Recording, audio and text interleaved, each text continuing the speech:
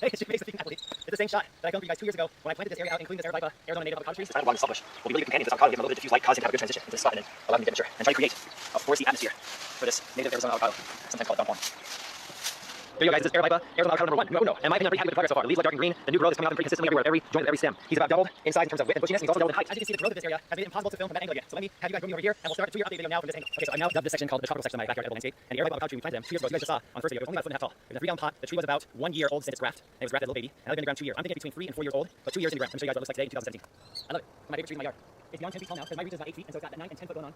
And it's just coming out of winter, kind of slow growth season. I don't want to say winter dormancy because they continue to grow a little bit over winter here in Phoenix area. I know if you're in California or Florida or Texas, it might be warmer than winter, but Phoenix does it into the 20s a couple times every winter. And this guy continues to grow very well. I've noticed that the cold of the winter time is not really that much of an issue with these avocado trees. The issue is the heat of the summer time. Look at the growth, all the new growth that's come out just in the last 2 weeks since the winter has begun transitioning into spring. And for the first time ever, what I'm really excited about is that about 8 different branch tips have flowers on them.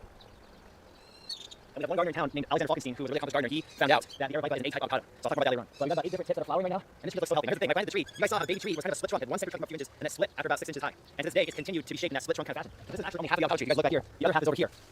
So the camera kind of pans back, and this, everything I'm shaking right now, this is all the one tree. So it's actually really big. It's pushed out very nice. What I'm noticing is that every year that he gets bigger or she gets bigger, the growth rate increases exponentially. So the first year it grew pretty modestly. Second year it grew more, and now we're getting into year 3. It's been 2 years in the ground, and it's starting to grow exponentially faster. What do you guys think? I think it's really a thumbs up button down below. Maybe subscribe button, maybe a comment saying I love avocado trees or alligator pears. What I'm hoping is that if these flowers open in a couple months, usually what I hear is that most people knock off the fruit the first year, but I'm hoping secretly in my heart that at least one avocado will survive, so I can eat it with you guys on camera in about 3 or so months from now, maybe 4 or so months from now. There were 2 of them. Remember? We had yin and yang. Let's go check out the other one, who's in the other corner of my yard in a completely different microclimate. Before we go there, I want to mention one thing. This avocado tree doesn't behave properly. Most people say for Phoenix residents in the desert, you want to give the tree afternoon shade and morning sun. And that means after about 11 o'clock in the morning, you should have shade or diffuse light. This tree does the opposite right here. This one stays pretty much in the shade until about noon, and then from noon until sunset, he's pretty much in the sun. And despite that opposite sun exposure, he's doing very well.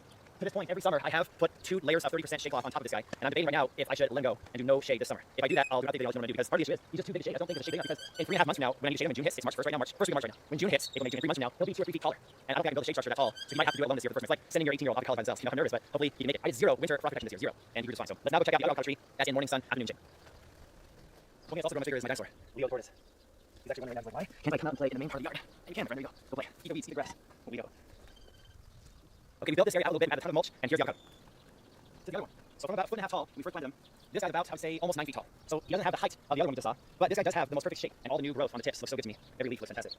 Alright, guys, that's all I got for this episode. Hope you enjoyed this, and I will see you guys on the next episode. All the leaves look so green and healthy.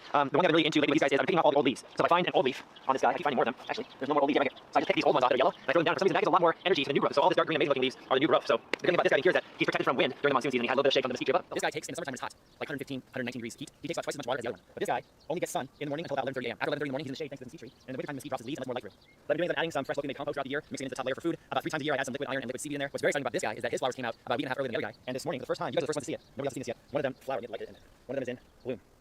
That's the first avocado, Areotypa Arizona native flower that I grow myself here in my yard. I'm super excited. And it looks like this guy over here. I got a little cluster of flowers behind the bird group, and that one's about to pop for tomorrow. Basically, we have A-type and B-type avocados, and the avocado flower has both male and female reproductive organs inside it.